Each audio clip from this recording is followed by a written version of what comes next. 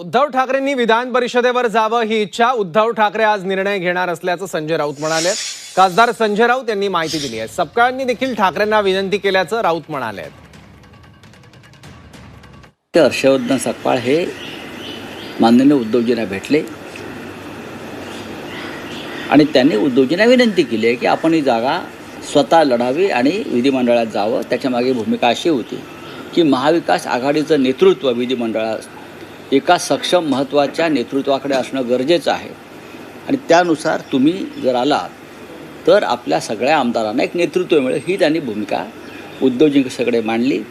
राष्ट्रवादी काँग्रेसनं सुद्धा मांडली। आता उद्धवजी आज निर्णय घेतील। बघा, आमच्या सगळ्यांचीच इच्छा आहे ना, माझी कशाला पाहिजे। आता त्यांचं मन जे आहे ते निर्णय घेतील ते त्यांच्या मनानुसार, ते पक्षप्रमुख आहेत।